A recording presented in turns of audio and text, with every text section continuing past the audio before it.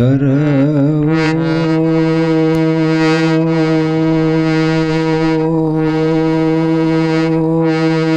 ಶ್ರೀ ಗುರು ಶ್ರೀ ಮಹಾದೇವಂ ನಾದಬಿಂದು ಕಲಾನ್ವಿತಂ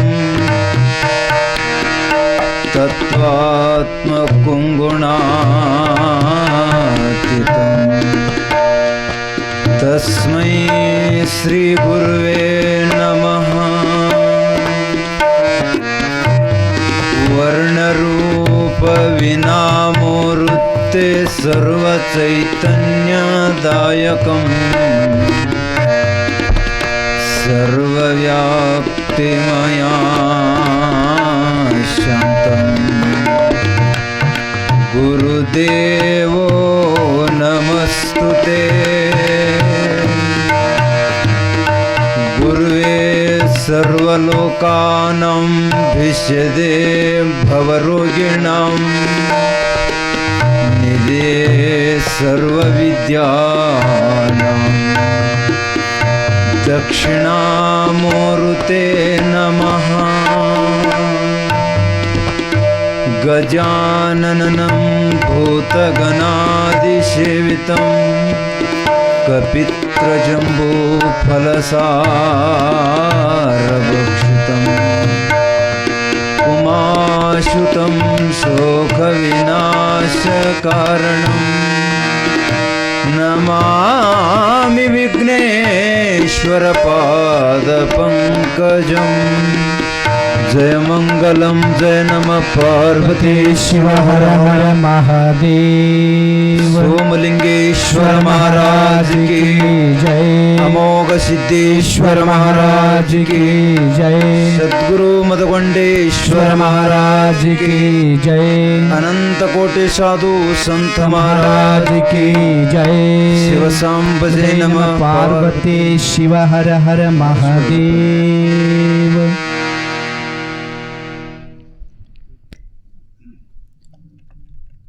ಮಹಾದೇವಾಯ ನಮೋ ನಮಃ. ಧ್ಯಾನ ಮೂಲೋ ಗುರುರ ಮೂರ್ತಿ ಮಂತ್ರ ಮೂಲೋ ಗುರುರ ವಾಕ್ಯ ಪೂಜಾ ಮೂಲೋ ಗುರುರ ಪಾದ ಮುಕ್ತಿ ಮೂಲೋ ಗುರುಕೃಪ. ನೀನೊಲಿದು ಪಾದವನಿಟ್ಟ ನೆಲವೊಂದು ಸುಕ್ಷೇತ್ರವಾಯಿತೋ. ಅದಕ್ಕೆ ಕೈ ಆಡಿಸ್ಬೇಕಡಪ, ಸುಮ್ಮಟ್ಟೆದ ಬಿಟ್ಟು ಬಿಟ್ರೆ ಅದಕ್ಕೆ. ನೀನೊಲಿದು ಪಾದವನಿಟ್ಟ ನೆಲವೊಂದು ಸುಕ್ಷೇತ್ರವಾಯಿತೋ. ಜಲವೇ ಪವಿತ್ರ ಪಾವನ ತೀರ್ಥವಾಯಿತು. ಸುಲಭ ಶ್ರೀ ಗುರುವೇ ಕೃಪೆಯಾಗೋ ಕೃಪೆಯಾಗೋ ಎನ್ನುತ್ತ ಅಖಿಲಾಂಡ ಕೋಟಿ ಬ್ರಹ್ಮಾಂಡಕ್ಕೆ ನಾಯಕನಾಗಿರುವ 84 ಲಕ್ಷ ಜೀವರಾಶಿಗಳಿಗೆಲ್ಲ ಅನ್ನವನ್ನೇ ಹಾಕಿ ಪಾಲನೆ ಪೋಷಣೆಯನ್ನು ಮಾಡಿ ಸಾಕಿ ಸಲುತಕ್ಕಂಥ ಮಕಣಾಪುರದ ವಾಸ ಗುರು ಸೋಮಲಿಂಗೇಶನ ದಿವ್ಯ ಚರಣ ಕಮಲಕ್ಕೆ ಅನಂತ ಅನಂತ ಕೋಟಿ ಭಕ್ತಿ ಪ್ರಣಾಮಗಳನ್ನು ಸಮರ್ಪಿಸಿಕೊಂಡು ಆತನ ಪ್ರೀತಿಯ ಪರಮಶಿಷ್ಯನಾದ ಕೈಲಾಸದಲ್ಲಿ ಯುಗ ಯುಗ ಪರ್ಯಂತರವಾಗಿ ಗುರು ಸೇವೆಯನ್ನು ಮಾಡಿ ಗುರುನಾಥನ ವತಿಯಿಂದ ಅನೇಕ ಸಾಮಗ್ರಿಗಳನ್ನು ಪಡೆದುಕೊಂಡು ಲೋಕ ಕಲ್ಯಾಣಕ್ಕಾಗಿ ಲೋಕ ಉದ್ಧಾರಕ್ಕಾಗಿ ಜಗವನ್ನೇ ಪಾವನ ಮಾಡೋಗೋಸ್ಕರವಾಗಿ ಈ ಧರೆಯ ಮೇಲೆ ತಮ್ಮ ಪಾದವನ್ನಿಟ್ಟು ಪಾವನ ಮಾಡಿರ್ತಕ್ಕಂಥ ಮುಮ್ಮೆಟ್ಟಿ ಎತ್ತರದ ಶಿಖರದ ಮೇಲೆ ಕಲ್ಲಿನ ಗದ್ದೆಗೆ ಮುಳ್ಳಿನ ಹಾಸಿಗೆಯನ್ನು ಮಾಡಿ ಹಗ್ಗ ಕೋಲಗಳನ್ನಿಲ್ಲದ ಅಂತರ ಕಂಬಳಿ ಢೇರೆಯನ್ನು ಹೊಡೆದು ಶಿವನಾಮ ಸ್ಮರಣೆಯನ್ನು ಮಾಡಿರುವ ಮುತ್ತಿನ ಗದಿಗೆ ಮೇಲೆ ವಾಸ ಮಾಡಿರುವ ಅಪ್ಪ ಶಿವಯೋಗಿ ಅಮೋಘ ಸಿದ್ದೇಶ್ವರರ ದಿವ್ಯ ಚರಣ ಕಮಲಗಳನ್ನು ನನ್ನ ತಲೆ ಮೇಲೆ ಇಟ್ಟುಕೊಂಡು ಸುವರ್ಣ ಕಲ್ಯಾಣ ಕರ್ನಾಟಕ ಕಲಬುರಗಿ ಜಿಲ್ಲೆ ಆಳಂದ ತಾಲೂಕಿನ ಈ ಪುಣ್ಯಕ್ಷೇತ್ರ ಪಾವನ ಕ್ಷೇತ್ರ ಸುಕ್ಷೇತ್ರವಾಗಿರತಕ್ಕಂಥ ದ್ಯಾವಂತಿಗೆಯ ಗ್ರಾಮ, ಈ ಪವಿತ್ರ ಪಾವನ ಕ್ಷೇತ್ರದೊಳಗೆ ವಾಸ ಮಾಡಿರ್ತಕ್ಕಂಥ ನಮ್ಮೆಲ್ಲರ ಬಾಳಿಗೆ ಬೆಳಕಾಗಿ ಕಾಮಧೇನು ಕಲ್ಪ ರಕ್ಷಕನಾಗಿ ಇವತ್ತಿನ ಈ ಕಾರ್ಯಕ್ರಮದ ಕಾರಣೀಕರ್ತೃ ಆಗಿರತಕ್ಕಂಥ ಶ್ರೀ ಶ್ರೀ ಶ್ರೀ ಇಲ್ಲಿ ವಾಸ ಮಾಡಿರುವ ಅಪ್ಪ ಅಮೋಘ ಸಿದ್ದೇಶ್ವರ ದಿವ್ಯ ಚರಣ ಕಮಲಕ್ಕೆ ನನ್ನ ಅನಂತ ಕೋಟಿ ಭಕ್ತಿಯಿಂದ ದಂಡವತ್ ಪ್ರಣಾಮಗಳನ್ನು ಸಮರ್ಪಿಸಿಕೊಂಡು ಹಾಗೂ ಇದೇ ಗ್ರಾಮದಲ್ಲಿ ವಾಸ ಮಾಡಿರುವ ಗುರು ಬೀರಲಿಂಗೇಶ್ವರ ಮಹಿಮಾಂತಕ ಮಾಳಿಂಗೇಶ್ವರನ ದಿವ್ಯ ಚರಣ ಕಮಲಕ್ಕೂ ಅನಂತ ಕೋಟಿ ಭಕ್ತಿಯಿಂದ ಶರಣೆಂದು ಹಾಗೂ ಗ್ರಾಮದಲ್ಲಿ ವಾಸ ಮಾಡಿರುವ ಶಿಕೇಂದ್ರ ಭಾಷ್ಯ ಹಾಗೂ ಮಡವೇಳೇಶ್ವರನ ದಿವ್ಯ ಚರಣಕ್ಕೆ ಅನಂತ ಕೋಟಿ ಶರಣೆಂದು ಎನ್ನ ವಿದ್ಯಾಗುರು ಬುದ್ಧಿಗುರು ಎನ್ನ ಜ್ಞಾನಕ್ಕೆ ಜ್ಯೋತಿಯನ್ನಾಗಿ ಬಾಳಿಗೆ ಬೆಳಕ ನೀಡಿರುವ ಸೊಲ್ಲಾಪುರ ಜಿಲ್ಲೆ ಅಕ್ಕಲಕೋಟ ತಾಲೂಕಿನ ಬಸವನ ಸಂಗೊಳಿಗೆ ಅಭಿನವ್ ಸಿದ್ಧರತ್ನ ಗುರು ಮದಗೊಂಡೇಶ್ವರ ಅಪ್ಪಂಗಳವರ ದಿವ್ಯ ಚರಣಕ್ಕೆ ಅನಂತ ಕೋಟಿ ಭಕ್ತಿ ಪ್ರಣಾಮಗಳನ್ನು ಸಮರ್ಪಿಸಿಕೊಂಡು ಹಾಗೂ ಪುರಾಣದ ಸೇವೆಯಲ್ಲಿ ಸಂಗೀತ ಸೇವೆಯನ್ನು ಮಾಡಿ ಒಳ್ಳೆಯ ಶೋಭೆಯನ್ನು ತಂದು ಕೊಡ್ತಕ್ಕಂಥ ಮಹಾನ್ ಖ್ಯಾತ ಕಲಾವಿದರಾದ ಕಾಂತು ಜವಳಿ ಗವಾಯಿಗಳವರಲ್ಲಿಯೂ ಶರಣೆಂದು ಇನ್ನೊಬ್ಬರು ಗವಾಯಿಗಳಾಗಿರ್ತಕ್ಕಂಥ ಒಳ್ಳೆಯ ಖ್ಯಾತ ಕಲಾವಿದರಾದ ಗುರುರಾಜ್ ಮಾಸ್ತರು ಜವಳಿಯವರಲ್ಲಿಯೂ ಕೂಡ ಶರಣೆಂದು ಅವರ ಜೊತೆಯಲ್ಲಿ ತಬಲ ಸಾಥಿಯನ್ನು ನೀಡಿ ಒಳ್ಳೆಯ ಶೋಭೆ ಕೊಡ್ತಕ್ಕಂಥ ಯುವರಾಜ್ ಹಿರುವಳಿಯವರಲ್ಲಿಯೂ ಕೂಡ ಶರಣೆಂದು ಪುರಾಣದಲ್ಲಿ ನಂದೀಶ್ವರನಾಗಿ ಕುಳಿತುಕೊಂಡಿರುವ ಮಲ್ಲಿನಾಥ್ ನಿಂಬಿ ತೋಟವರಲ್ಲಿಯೂ ಕೂಡ ಶರಣೆಂದು ಹಾಗೂ ಈ ಕಾರ್ಯಕ್ರಮದ ಮೂಲ ಸೂತ್ರರಾದ ಹಾಗೂ ಪ್ರತಿ ವರ್ಷದಂತೆ ಅಪ್ಪನ ಜಾತ್ರಾ ಮಹೋತ್ಸವವನ್ನು ಬಹಳ ವಿಜೃಂಭಣೆಯಿಂದ ಹಮ್ಮಿಕೊಂಡು ಎಲ್ಲ ನೊಂದವರ ಬೆಂದವರ ತಮ್ಮ ಇಚ್ಛೆ ಅನುಸಾರ ಪ್ರಕಾರವಾಗಿ ನಿಮ್ಮೆಲ್ಲರ ದುಃಖವನ್ನು ದೂರ ಮಾಡೋಗೋಸ್ಕರವಾಗಿ ಸದಾನ ಹಗಲಿರುಳು ಸೇವೆಯನ್ನು ಮಾಡ್ತಕ್ಕಂಥ ಪರಮ ಪೂಜ್ಯರು ಸ್ತೋತ್ರಿಯರು ಬ್ರಹ್ಮನಿಷ್ಠರಾದ ಅಪ್ಪ ಬಸವರಾಜ್ ಅಜ್ಜವರು ದೇವಂತಿಗೆ ಅವರ ದಿವ್ಯ ಚರಣಕ್ಕೂ ಅನಂತ ಕೋಟಿ ಶರಣಾರ್ಥಿಗಳನ್ನು ಹೇಳಿ ಹಾಗೂ ನಿಂಬಾಳದಿಂದ ಆಗಮಿಸಿರುವ ಸೋಮಲಿಂಗ ಒಡೆಯರವರಲ್ಲಿ ಕೂಡ ಶರಣೆಂದು ಮಾಡ್ಯಾಳದಿಂದ ಆಗಮಿಸಿರುವ ಅಪ್ಪ ಮಳೆಸಿದ್ದೇಶ್ವರನದ್ದೆಲ್ಲ ಸಕಲ ಸದ್ಭಕ್ತಾದಿಗಳಲ್ಲಿಯೂ ಕೂಡ ಶರಣೆಂದು ಮತ್ತು ಬುಷ್ಣೂರು ಗ್ರಾಮಲಿಂದ ಕೂಡ ಬಂದಿದ್ದಾರೆ ಅವೆಲ್ಲ ನನ್ನ ಕುರುಬಂಧುಗಳಿಗೂ ಕೂಡ ಶರಣೆಂದು ಈ ಪವಿತ್ರವಾದ ಜಾಗದೊಳಗೆ ನಿಮ್ಮೆಲ್ಲರ ಪವಿತ್ರವಾದ ಜನ್ಮವನ್ನು ತಗೊಂಡು ಅಪ್ಪನ ಚಿಂತನೆಗೋಸ್ಕರವಾಗಿ ಇಲ್ಲಿ ಕೂಡಿಕೊಂಡಿರ್ತಕ್ಕಂಥ ಎಲ್ಲ ನನ್ನ ಗ್ರಾಮದ ತಾಯಿ ತಂದಿಗಳೇ ಪರಸ್ಥಳದಿಂದ ಬಂದ ಗುರು ಹಿರಿಯರೇ ನಿಮ್ಮ ಅಂತರಂಗದಲ್ಲಿ ವಾಸ ಮಾಡಿರುವ ಚೈತನ್ಯ ಪರಮಾತ್ಮನಿಗೆ ಅನಂತ ಕೋಟಿ ಶರಣಾರ್ಥಿಗಳನ್ನು ಹೇಳಿ ಮೇಲಾಗಿ ದ್ಯಾವಂತಿಗೆ ಗ್ರಾಮದ ಜಾತ್ರಾ ಮಹೋತ್ಸವ ಪುರಾಣ ಪರಿಚಯವನ್ನು ಮಾಡಿಕೊಡಲಿಕ್ಕೆ ಬಂದಿರತಕ್ಕಂಥ ಹಿತ್ತಲು ಶಿರೂರಿನ ಶ್ರೀಕಾಂತ ಮಡಿವಾಳರಲ್ಲಿ ಕೂಡ ಶರಣೆಂದು ಮತ್ತು ನಮ್ಮ ಸೂತ್ರ ಸಂಚಾಲಕರಲ್ಲಿ ಮೊದಲು ಮಾಡಿಕೊಂಡು ಪುಣ್ಯಾತ್ಮರೇ ಇವತ್ತಿನ 3ನೇ ದಿವಸದ ಅಮೋಘ ಸಿದ್ದೇಶ್ವರರ ಮಹಾಪುರಾಣವನ್ನು ಪ್ರಾರಂಭ ಆಗ್ತಾ ಇದೆ. ಅದಕ್ಕೆ ಆ ಪುರಾಣ ಪ್ರಾರಂಭ ಮಾಡೋಕ್ಕಿಂತ ಪೂರ್ವದಲ್ಲಿ ಸಮಯ ಇದೆಪ್ಪ, ಸುಮ್ಮ 2 ನುಡಿ ಹಾಡ್ರಿ ಬರೇ, ಅದಕ್ಕೆ ಸ್ತೋತ್ರ ಮಾಡ್ತಾರೆ. ತಾವೆಲ್ಲರೂ ಕೇಳ್ರಿ, ಮುಂದೆ ಪುರಾಣ ಪ್ರಾರಂಭ ಮಾಡೋಣ.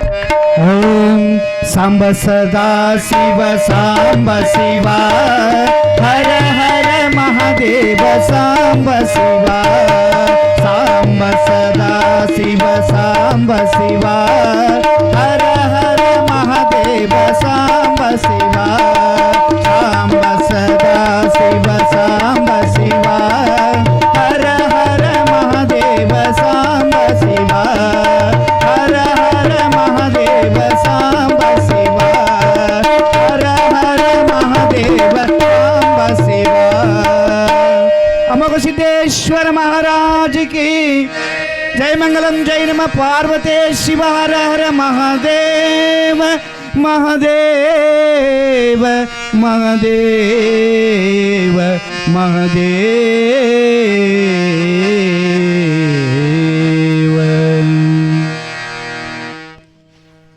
ಪುಣ್ಯಾತ್ಮರೇ, ಸಮಯ ಭಾಳ ಆಗ್ತಕ್ರಿ. 9:30 ಹಗಲಕ್ಕೆ ಬತ್ತು. ಯಾಕಂದ್ರೆ ನಮಗೂ ಹಿಂಗಾಗ್ಲಗತ್ರಿ ಅದು. ಶಿವಭಕ್ತರ ಮನೆಗೆ ಹರಿಭಕ್ತರ ಹೆಣ್ಣು ಕೊಟ್ಟಿತ್ತತ್ರಿ. ಶಿವಭಕ್ತರ ಮನೆಯ ಹೆಣ್ಣ ಹರಿಭಕ್ತರ ಮನೆಗೆ ಕೊಟ್ಟಿತ್ತು. ಮಾವು ಒಂದಿಷ್ಟು ಅಡತರ ಗಂಟು ಬಿದ್ದಿದ್ರಿ. ಯಾಕಂದ್ರೆ ಅವರು ಶಿವಭಕ್ತರು ಮತ್ತು ನಾವೆಲ್ಲ ಅಡ್ಡ ಹಚ್ಕೋತೀವಿ, ಹರಿಭಕ್ತರು ಅವ್ರು ಕಡ ಹಚ್ಕೋತಾರೆ ಭಸ್ಮ. ಅದು ಈ ಹೆಣ್ಣು ಮಗಳಿಗೆ ಹರಿಭಕ್ತರು ಮನೆಗೆ ಕೊಡ್ತು. ಅವ ಮಾವೇನಲ್ಲಗತ್ತ ಹೆಣ್ಣು ಮಗಳಿಗೆ ಸೊಸಿಗೆ ಮತ್ತೇನಾರಿ ಹಂಸ ತಿಕ್ಕಕ್ಕೆ ಮತ್ತಿಗೆ ಅವ ಏನವ ಬೈ ನಮ್ಮ ಮನ್ಯಾಗ ಹಿಂಗೆ ಪದ್ಧತಿ ಇಲ್ಲ, ಹಿಂಗೆ ಖಡ ತಿಕ್ಕಂದವ. ಯಾಕ ನಮ್ಮ ಮನ್ಯಾಗ ಆಡ ತಿಕ್ಕ ಪದ್ಧತಿ ಇಲ್ಲ, ಖಡ ತಿಕ್ಕಂದವ. ಆಕೆ ಅಂದಳು ಇದೊಂದು ದಿಗಲಿ ಹಿಡಿತಂದಳು ಆಕೆ. ಮತ್ತೆ ಮರದಿನ ನೆನಪಾರಿ ಮತ್ತೆ ಆಡ ತಿಕ್ಕಾಕಿನೇ ಮತ್ತೆ ಬರವನೇ ಬೈ ಹಿಂಗಲ್ಲ ಹಿಂಗೆ ತಿಕ್ಕನವ. ಆಕೆ ಅಂದಳು ಇದು ದೊಡ್ಡ ಗುದುಮರಿಗೆ ಬಿತ್ತು ನನಗೆ ಅಂದಳು ಆಕೆ ನನ್ನ ಮಗಳು. ಮತ್ತೆ ಮರದಿನ ಹಿಂಗೆ ನಡೀತ್ರಿ. ಒಂದಿನ ಮಾವೇನು ಮಾಡಿತ್ತು, ಹಲ್ಲು ತಿಕ್ಕೋತ್ ನಿಂತಿತ್ತು. ಆಕೆ ಬಂದಳು ಒಳಗಿಂದು, ಮಾವ ಹಲ್ಲು ಆಡ ತಿಕ್ಬೇಡಿ ಕಡ ತಿಕ್ಕನಿ ಅಂದಳಕಿ. ನಮ್ಮ ಪರಿಸ್ಥಿತಿ ಇಲ್ಲಿಗೆ ಬತ್ರಿ. ಅದಕ್ಕೆ ಇರಲಿ, ಅತಿಥಿ ದೇವೋ ಭವ ಅಂತ ಹೇಳಿ, ಯಾಕಂದ್ರೆ ಕಾರ್ಯಕ್ರಮದಾಗ ತಮ್ಮೆಲ್ಲರಿಗೆ ಬಹಳ ಸುಂದರವಾಗಿ ಸನ್ಮಾನ ಮಾಡಿದರು ಪೂಜ್ಯರು. ಅದಕ್ಕೆ ಇದು ಬಹಳ ಸುಂದರದ ಪುಣ್ಯಾತ್ಮರೇ. ನಿನ್ನಿನ ದಿವಸ ಅಮೋಘ ಸಿದ್ದೇಶ್ವರ ಮಹಾಚರಿತ್ರೆಯನ್ನು ಎಲ್ಲಿಗೆ ನಾವು ನಿಲ್ಲಿಸಿದ್ದೇವೆ ಅಂತಂದ್ರೆ ಯಾರು ನೆನಪಿಟ್ರಪ್ಪ ಕೇಳಿದವರು? ಅವರು ಬಸವಣ್ಣಲ್ಲಗತ್ತಾರ, ನೀವು ಬಸವಣ್ಣೆ. ಅದಕ್ಕೆ ಇರಲಿ, ಯಾಕತ್ತಂದ್ರೆ ನೆನಪು ಯಾಕೆ ಇಡೋದಾಗಲ್ಲ ಅಂದ್ರೆ ಸಂಸಾರ ಹಿಂಗದ ರೀ.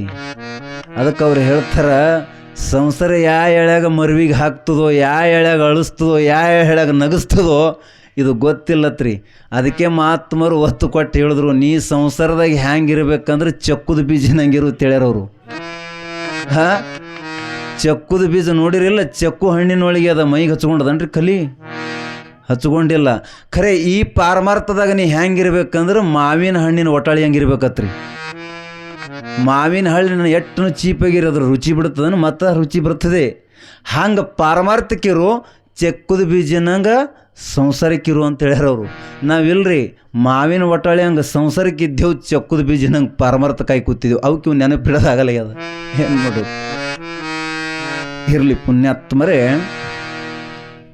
ಶಿವಯೋಗಿ ಅಮೋಘ ಸಿದ್ದೇಶ್ವರರು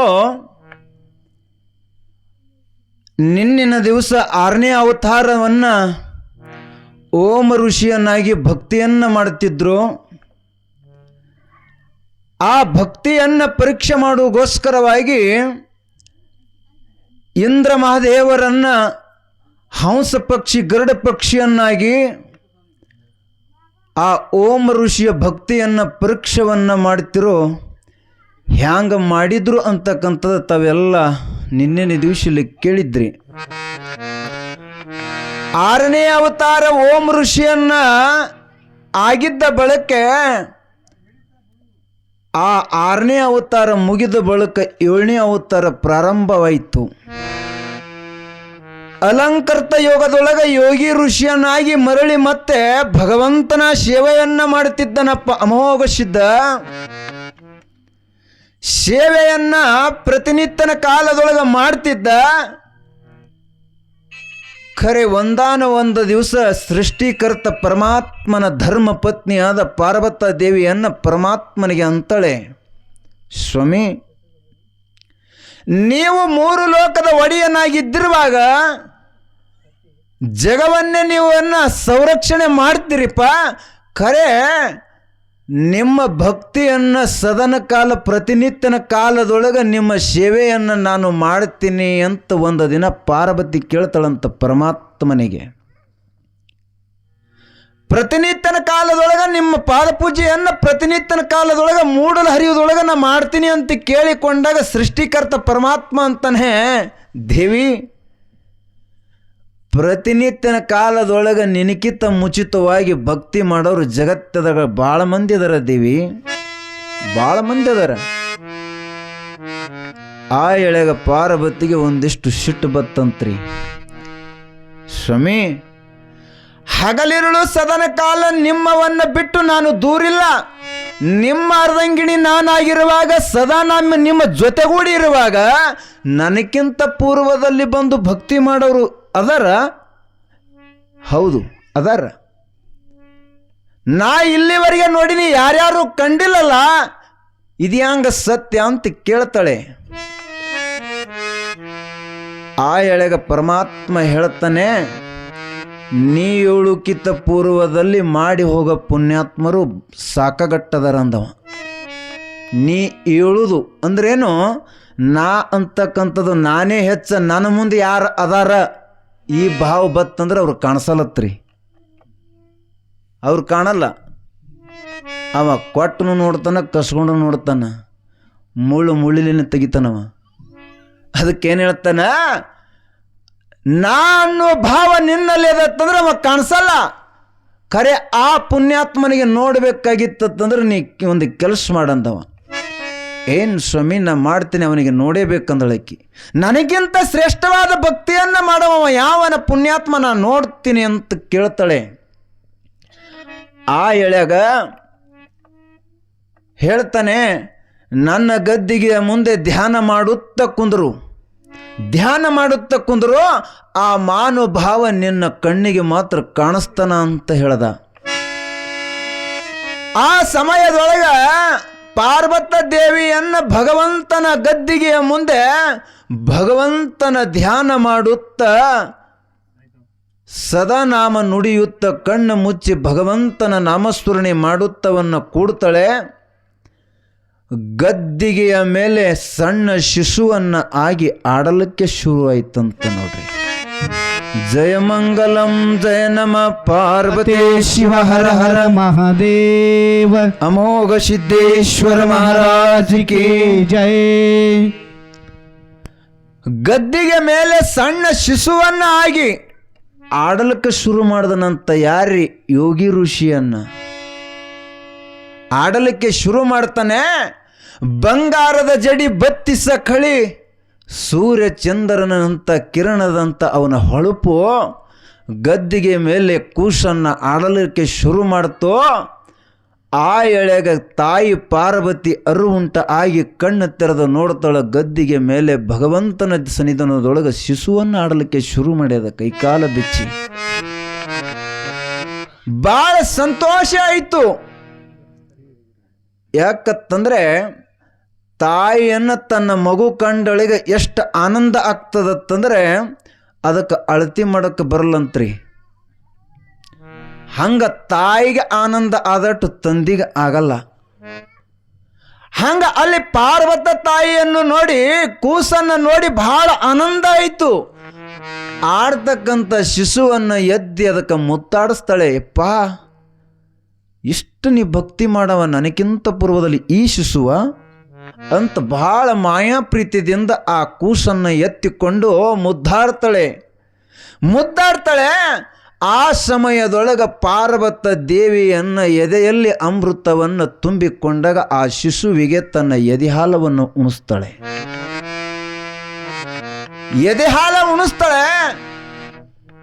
ಆ ಎಳೆಗ ಪರಮಾತ್ಮನಿಗೆ ಅಂತಾಳೆ, ಸ್ವಾಮಿ ಭಗವಂತ, ಪ್ರತಿನಿತ್ಯನ ಕಾಲದೊಳಗೆ ಈ ಮಾನುಭಾವ ಸೇವೆ ಮಾಡ್ತಕ್ಕಂಥ ಈ ಕೂಸ, ಹೌದು 10 ವರ್ಷ ಅಲ್ಲ, 20 ಅಲ್ಲ, 1 ಅಲ್ಲ, 2 ಅಲ್ಲ, ಯುಗ ಯುಗ ಪರ್ಯಂತರವಾಗಿ ಭಕ್ತಿ ಮಾಡ್ಯಾನ ದೇವಿ.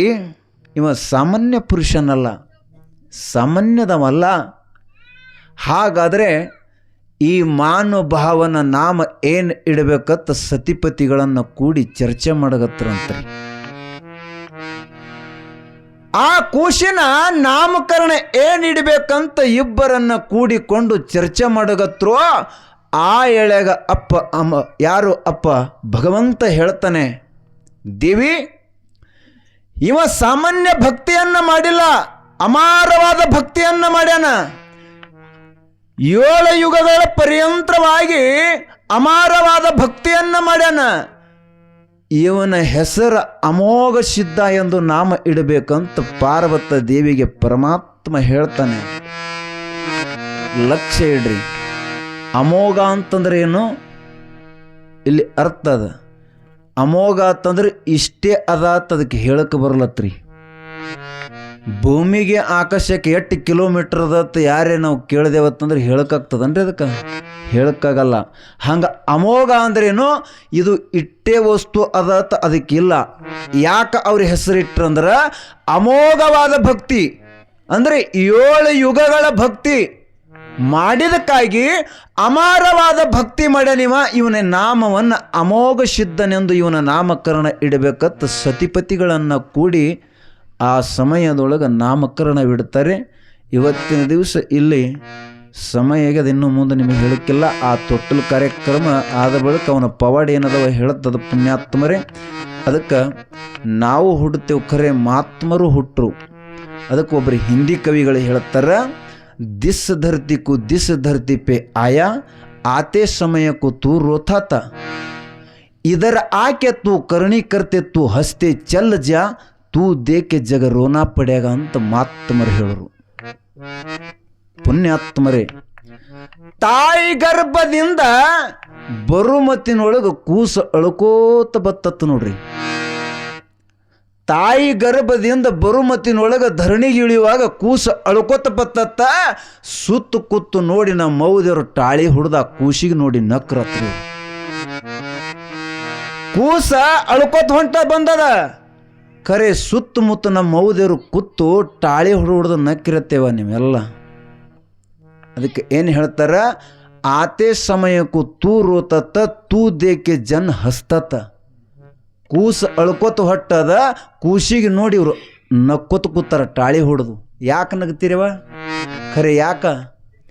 ಎಷ್ಟು ಚಲೋದೋ. ಆಯಿ ಹಂಗದ, ಮುತ್ಯನಂಗದ, ಕಾಕನಂಗದ, ಬಾಬಾನಂಗದ, ಮೂಗೆಟ್ಟು ನೆಟ್ಟಗ ಅವ್ರ ಅಪ್ಪನಂಗದ. ಹಿಂಗೆ ವರ್ಣನ ಮಾಡ್ತೀರಿ ನೀವು. ಹಿಂಗೆ ವರ್ಣನ ಮಾಡಿ ನೀವು ನಗಲಗತ್ತೀರಿ ಖರೆ ಅದು ಮಾತ್ರ ಅಳ್ಳಗತ್ತದ. ಯಾಕೆ ಅಳ್ಳಗತ್ತದ ವಿಚಾರ ಯಾರೂ ಮಾಡಿಲ್ಲ. ಮಾಡಿದೇವ್ರು ಯಾರು ಮಾಡಿಲ್ಲ. ಅದು ಅಳ್ಳಗತ್ತದ. ಆದರೆ ಏನು ಹೇಳ್ತಾನೆ ಇಲ್ಲಿ ಜ್ಞಾನಿ, ಆತೆ ಸಮಯಕ್ಕೂ ತೂರು ತತ್ತ ತೂ ಜೇಕೆ ಜಗ ಹಸ್ತತ ಇದರ ಆಕೆ ತೂ ಕರ್ಣಿ ಕರ್ತೆ ತೂ ಹಸ್ತೆ ಚಲ್ ಜಾ ತೂ ದೇಕೆ ಜಗ ಋಣ ಪಡೇಗ. ಯಪ್ಪ, ಬರುಮತ್ತಿನೊಳಗೆ ಅಳ್ಕೋತ ಬಂದಿದಿ, ನಿನಗೆ ಕುತ್ತವ್ರು ನೋಡಿ ನಕ್ಕಾರೋ. ಇಲ್ಲಿ ಬಂದ ಬಳಿಕ ನೀ ಏನು ಮಾಡಬೇಕು? ಒಳ್ಳೆಯದನ್ನು ಮಾಡು, ಒಳ್ಳೆಯದನ್ನು ಮಾಡು, ಒಳ್ಳೆಯದನ್ನು ಕೇಳೋ, ಒಳ್ಳೆಯದನ್ನು ನೋಡು. ನೀ ಮಾಡುವುದು ಇದನ್ನು ಎಲ್ಲ ನೋಡಲಿ, ಒಳ್ಳೆಯದನ್ನು ಮಾಡಿ ಇದು ಒಳ್ಳೆಯದನ್ನು ನಿನ್ನ ನೋಡುವುದು ಕುತ್ತು ಜನರಿಗೆಲ್ಲ ಆನಂದ ಆಗಲಿ. ಖರೆ ನಾಳೆ ಎಲ್ಲ ಮುಗಿದ ಬಳಿಕ ನೀ ಬಿಟ್ಟು ಹೋಗು ಮತ್ತಿನೊಳಗೆ ನೀ ನಕ್ಕೊತ್ತು ಹೋಗು. ಅದು ನೆನಪು ತೆಗೆದು ಕುತ್ತವ್ರು ಅಳ್ಕೊತ್ತು ಕುಂದಿರ್ಲಿ ಅಂದ್ರೆ ತೂ ಹಸ್ತೆ ಚಲ್ ಜಾ ತೂ ದೇಕೆ ಜನ ರೋನಾ ಪಡ್ಯಾಗ ಅಂದ್ರೆ ಅವರು ಅಂತ ಪುಣ್ಯಾತ್ಮ ನೋಡ್ರಿ ಹೆಂಗೆ ಹೇಳ್ತಾರೋ. ಅದಕ್ಕೆ ಪುಣ್ಯಾತ್ಮರೇ ನಾವು ಬಹಳ ಸುಂದರವಾಗಿ ವಿಚಾರ ಮಾಡಬೇಕು. ಯಾಕತ್ತಂದರೆ ಹುಟ್ಟಿದೊಮ್ಮ ಸೈತದ, ಕಟ್ಟಿದೊಮ್ಮ ಬೀಳ್ತದ, ಜಗತ್ತದಾಗ ಸತ್ಯವಾದದ. ಖರೆ ಇದರಾಗ ಏನಿರ್ತೇವಲ್ಲ ಇದು ಒಂದು ದಿನ ನಮಗೆ ದುಃಖಕ್ಕೆ ಕಾರಣದತ್ತ ತಿಳ್ಕೋಬೇಕು. ಯಾವುದು ಸಂಸಾರದಾಗ ಏನಿರ್ತೇವಲ್ಲ ನಾವು, ಇದು ಒಂದು ದಿನ ದುಃಖಕ್ಕೆ ಕಾರಣ ಅದ. ಅದೇ ಹಂಗದ ನಾ ಭಾಳ ಹೌಸದಾಗಿದ್ದ ಕೆಲವೊಬ್ರು ಅನ್ಬೋದು.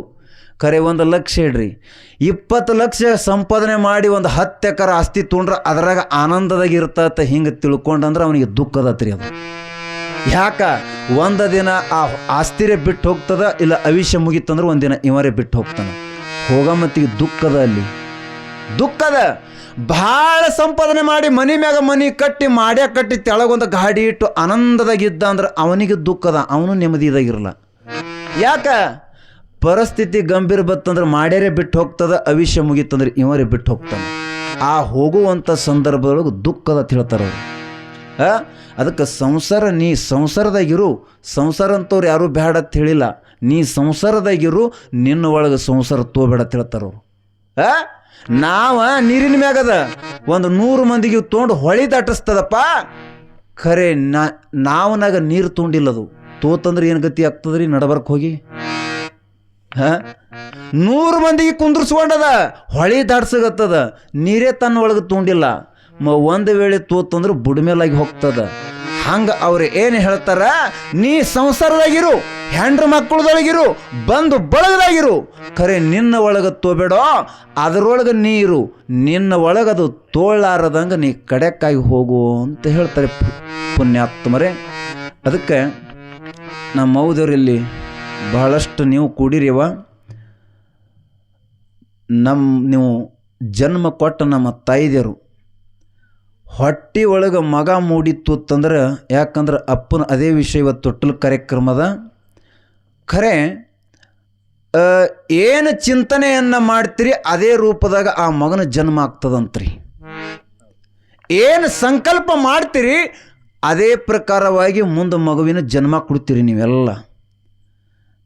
ಒಬ್ಬೊಬ್ಬರು ನಮ್ಮ ಅಜ್ಜ ಅಜ್ಜಿ ಹೇಳ್ತಿರು, ಯಾರು ಬೂದಿ ತಿತ್ತಾರಂತ್ರಿ, ಹೌದೇವಾ?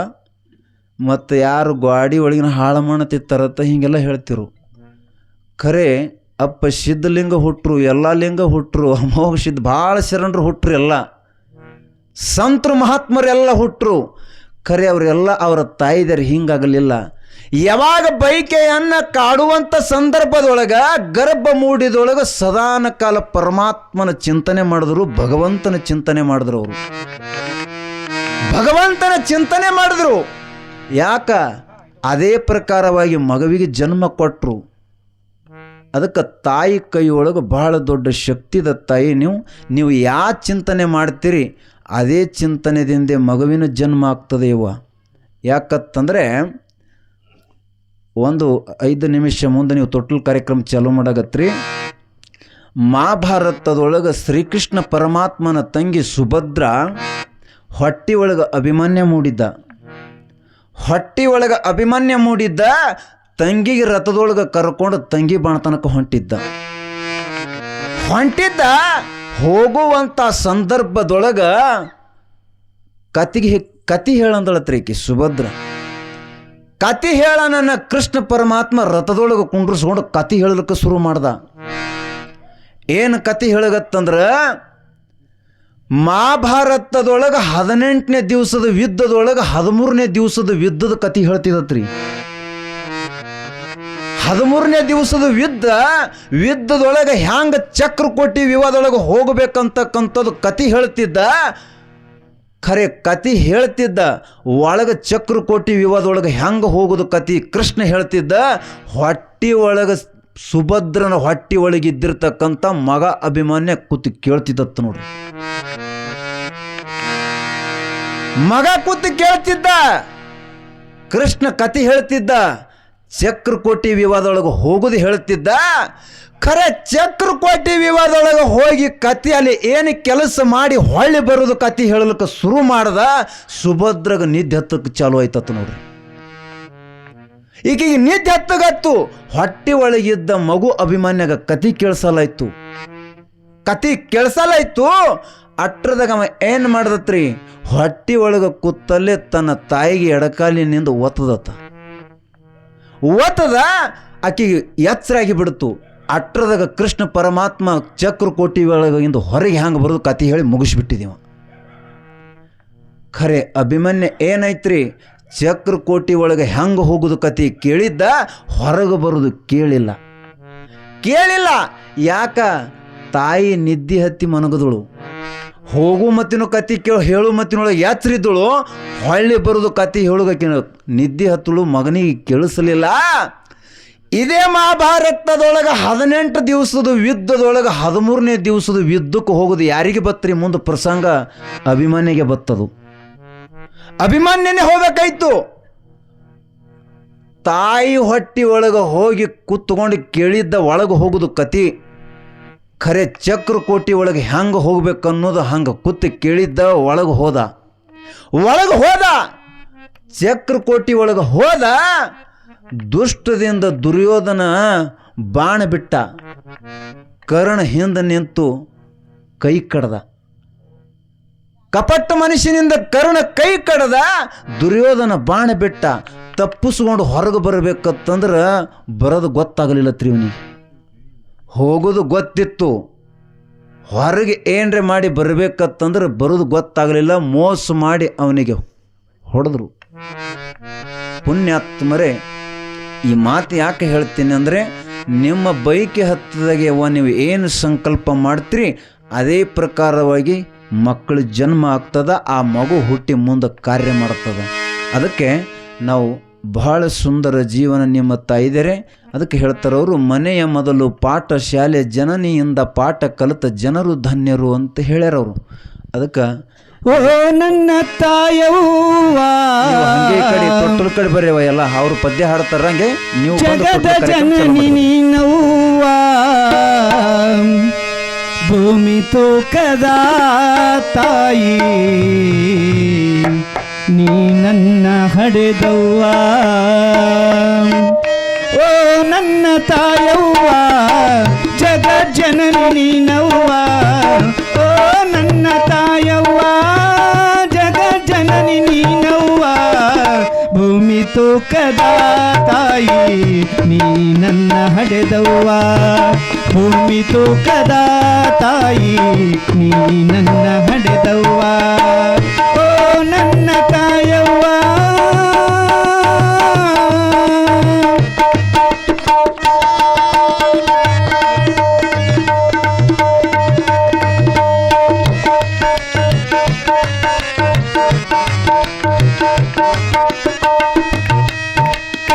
ಒಂಬತ್ತು ತಿಂಗಳೆಲ್ಲ ಎತ್ತು ಹೊತ್ತು ಹಡೆದೆವ್ವ,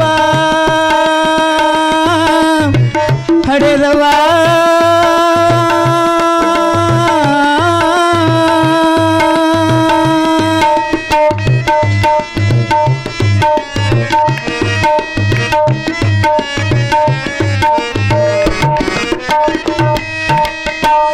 ಒಂಬತ್ತು ತಿಂಗಳೆಲ್ಲ ಎತ್ತು ಹೊತ್ತು ಹಡೆದೆವ್ವ, ನನ್ನ ಹಡೆಯುವಾಗ ನಿನ್ನ ಕಷ್ಟವೆಷ್ಟು ತಾಯವ್ವ. ನನ್ನ ಹಡೆಯುವಾಗ ನಿನ್ನ ಕಷ್ಟವೆಷ್ಟು ತಾಯವ್ವ. ಮುದ್ದಾಗಿಯನ ಗಾಯದೆ ಹಾಲು ಕುಡಿಸಿ, ಮುದ್ದಾಗಿಯನ ಗಾಯದೆ ಹಾಲು ಕುಡಿಸಿ, ಮುತ್ತಿನ ಗಿಣಿಯಂಗ ಸಾಕಿದಿಯವ್ವ. ಓ ನನ್ನ ತಾಯವ್ವ, ಜಗ ಜನನಿ ನೀನವ್ವ, ಭೂಮಿ ತೂಕದ ತಾಯಿ ನೀ ನನ್ನ ಹಡೆದವ್ವ. ಭೂಮಿ ತೂಕದ ತಾಯಿ ನೀ ನನ್ನ ಹಡೆದವ್ವ.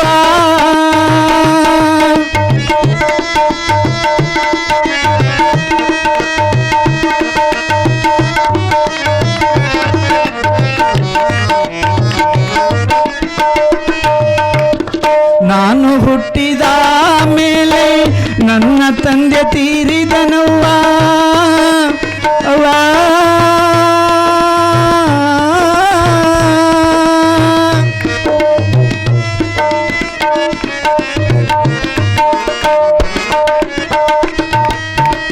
ನಾನು ಹುಟ್ಟಿದ ಮೇಲೆ ನನ್ನ ತಂದೆ ತೀರಿದನವ್ವ. ನನ್ನ ಮುಖವ ನೋಡಿ ನೀನು ದಿನಗಳು ಕಳೆದೆಯವ್ವ.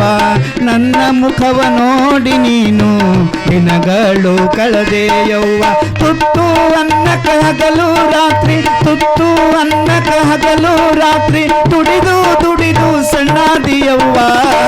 ಓ ನನ್ನ ತಾಯವ್ವ, ಜಗ ಜನನಿ ನೀನವ್ವ, ಭೂಮಿ ತೂಕದ ತಾಯಿ ನೀ ನನ್ನ ಹಡೆದವ್ವ.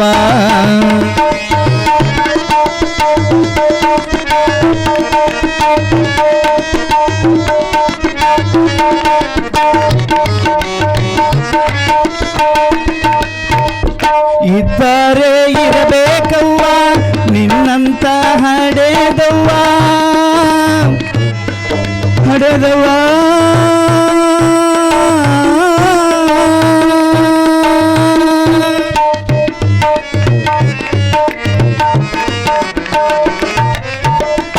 ಇದ್ದರೆ ಇರಬೇಕವ್ವ ನಿನ್ನಂತ ತಾಯವ್ವ, ಕುಂತರು ನಿಂತರು ನನಗ ನಿನ್ನ ನೆನಪೇ ನೋಡವ್ವ.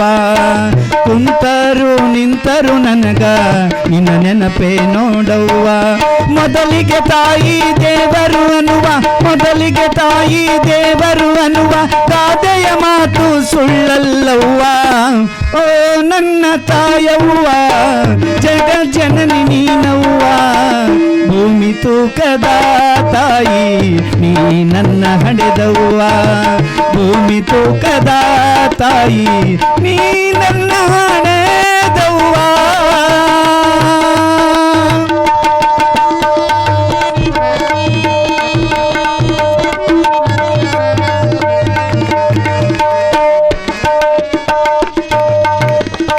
ಕಾಣಬಾರದೆಲ್ಲ ಸುಖವ ನಿನ್ನಿಂದ ಕಂಡೇನವ್ವ ಕಾಣಬಾರದೆಲ್ಲ ಸುಖವ ನಿನ್ನಿಂದ ಕಂಡೇನವ್ವ ಮಗನ ಮಮತೆಯೊಳಗ ನೀನು ಸ್ವರ್ಗವಾಸಿಯಾದೆವ್ವ ಮಗನ ಮಮತೆಯೊಳಗ ನೀನು ಸ್ವರ್ಗವಾಸಿಯಾದೆವ್ವ ಕಲಿಕೆರಿ ಮಾಸ್ತರ ತಾಯಿಯ ಕುರಿತು ಕಲಿಕೆರಿ ಮಾಸ್ತರ ತಾಯಿಯ ಕುರಿತು ಅನುಭವ ಹಾಡು ಬರೆದಾನೆವ್ವ ಓ ನನ್ನ ತಾಯವ್ವ ಜಗ ಜನನಿ ನೀನವ್ವ ಓ ನನ್ನ ತಾಯವ್ವ ಜಗ ಜನನಿ ನೀನವ್ವ ಭೂಮಿ ತೂಕದ ತಾಯಿ ನೀ ನನ್ನ ಹಡೆದವ್ವ ಭೂಮಿ ತೂಕದ ತಾಯಿ ನೀ ನನ್ನ ಹಡೆದವ್ವ ಭೂಮಿ ತೂಕದ ತಾಯಿ ನೀ ನನ್ನ ಹಡೆದವ್ವ महात्मा शरण बसवेश्वर महाराज की अमोघ सिद्धेश्वर महाराज की महंत मणिवालेश्वर महाराज की जय।